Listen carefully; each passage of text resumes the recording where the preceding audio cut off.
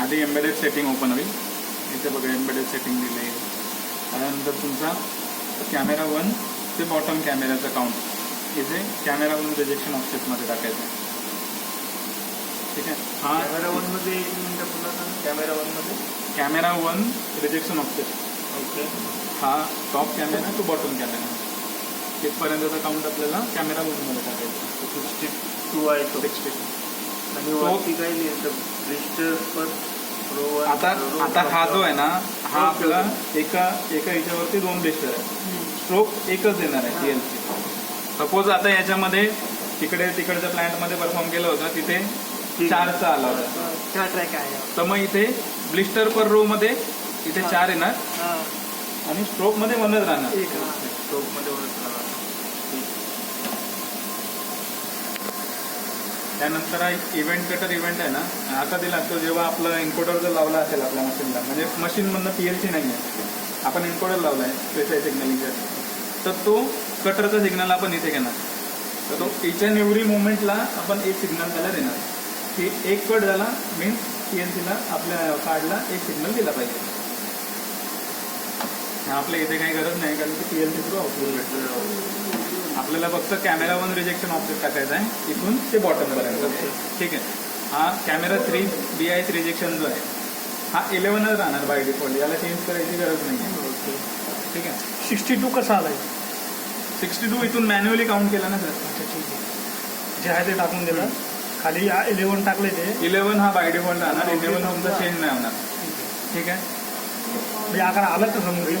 आता तुम्हाला जर 11 चेंज करायचं आहे ठीक आहे तर तुम्ही जो लास्ट पर्यंतचा काउंट आहे तो इथे सिलेक्ट करणार. फक्त PLC मध्ये एक काउंट जरी टाकला याच्यामध्ये तुमचा जेवढा काउंट येतोय तो इथे टाकून द्यायचा. मी काय बोलतो या प्रोडक्टला 11 टाकायचं आहे. प्रोडक्ट इच अँड एव्हरी प्रोडक्टला 11च राहणार. फक्त तुमचा जो काउंट चेंज होणार ना कॅमेरा 1 रिजेक्शन ऑफसेटचा काउंट चेंज होईल. नाही तर आपला कॅप्सूल येणार. कॅप्सूल आहे ना तर कॅप्सूल मध्ये पण 11च राहणार.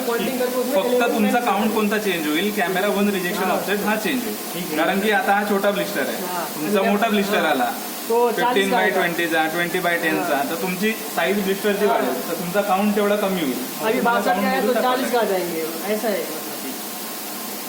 आउटपुट ड्युरेशन आहे PLCला किती मिली सेकंड आउटपुट दिला पाहिजे तो 100च राहणार बाय डिफॉल्ट. तो चेंज नाही होणार.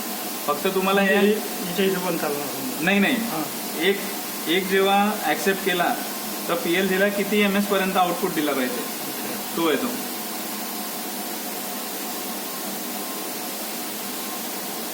फक्त रिजेक्शनचं चेंज होणार.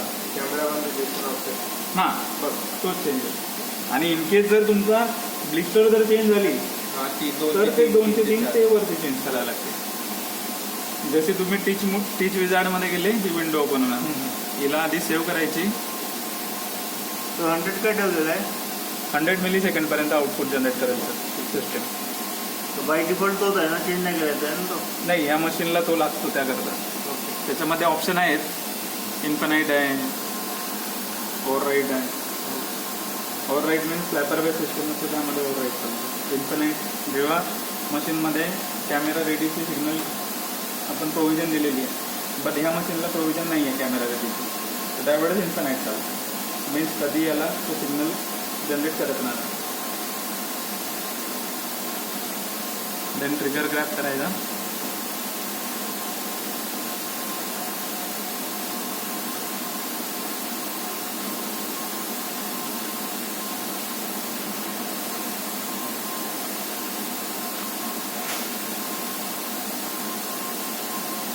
रिस्टार्ट.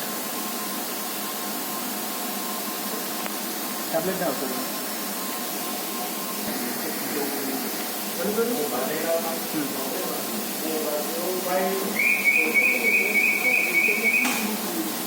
इंटरलॉकिंग नाही करता येत तोपर्यंत.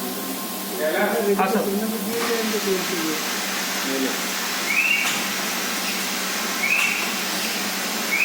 हा फील केला आहे. पुढे आला ना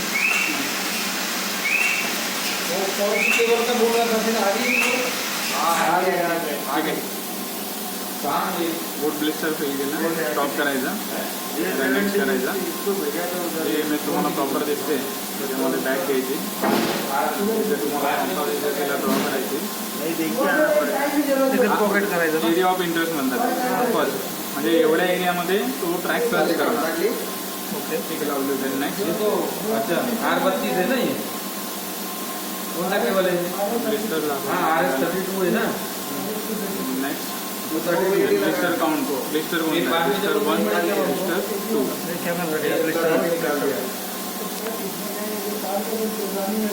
ब्लिस्टर दिल्यानंतर कॅव्हिटी. अब आगे इसकी जरूरत है नहीं है ना, ये उनको दे देना. ते आपल्याकडे ठेव. बादल हां टोटल प्रोसिजर ओपी बाय झालं ना ते वाटायचं ठीक आहे सर. काय करायचे काय डिटेल झालंय काय हे नंतर आहे ना विचार होतो कोण काय करून घेईल. ओके. नेक्स्ट कलर आयडेंटिटी बघितलं. सिंगल क्लिक करायचं. हा हिरोज कलर येणार आहे. हां हिरवा डेट कलर. अभी तक उसने बताई नहीं. ठीक आहे. इथे थोडं कलर चेंज करावं लागेल. और उसका कैप्सूल वाले का भी जो सूट है ना, वो बोल रहे हैं कि अभी आप बोलोगे तो कल तक आ जाएगा. वो बॉयसर यहाँ से ये करता है. वसई ते मैं बात करतो. क्या है ठीक आहे. हा थ्रेशोल्ड वाढवा. जिथे आला आहे ते ॲज एक्झॅक्ट टॅबलेटच्या याच्यानुसार होऊन जाईल. वाढवायला चालतंय का पण असं? हां मग थ्रेशोल्ड वाढवावं लागतं ते.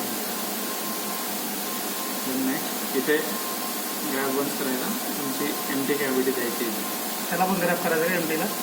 सिंगल ग्रॅब करायचा. प्रिव्हियसची तुमची इमेज असते ना, आता याला पण ग्रॅप करावं लागेल ना. हा एमटी रेफरन्स आहे. हां. म्हणजे जेवढ्या आता आधीच्या एमटी गेल्या ना तेवढ्या एमटी टाकाव्या लागतात. बरोबर. म्हणजे ग्रॅब जेवढं बंद गेलं सगळं केल्यानंतर ज्या आधीच्या तुमच्या टॅबलेट गेल्यात, जे आधीचे ब्लिस्टर गेले ते तुम्हाला शो होतील.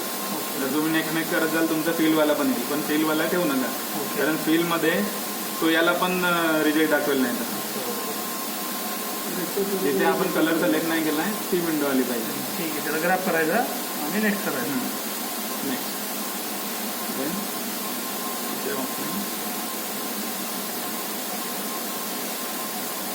दोन्ही कॅमेरा सिलेक्ट करायचे.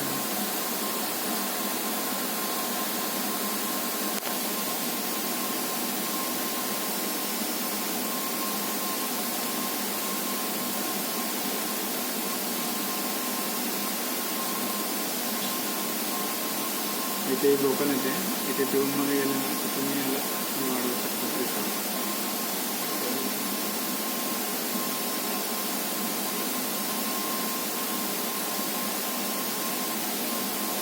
याला एक 10 ते 15 वेळा करायचं. जर काही डिफेक्ट असला तो डिफरंट अँगलनी त्याच्यामध्ये व्ह्यू करून दाखवेल की बाबा इथे हा प्रॉब्लेम आहे.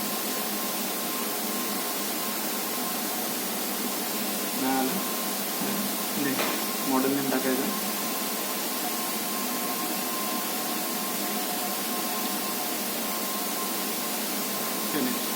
हा आला तुमचा मॉडेल. सेम थिंग बॉटमला पण. जेव्हा तुमची टॅबलेट इथून तिथपर्यंत जाणार सेट येते. आणि पहिला कॅमेऱ्याचा आहे, दुसरा कॅमेऱ्याचा पण सेमच आहे. सेमच एका ह्याच्यात चालणार नाही दोन्ही ना, दोन्ही एकत्र रन करावं लागेल. इंडिव्हिज्युअल करावं लागतील ना सर. तो बॉटम नाही, त्याला फॉईलच्या आतमध्ये रेडी करायचं. ठीक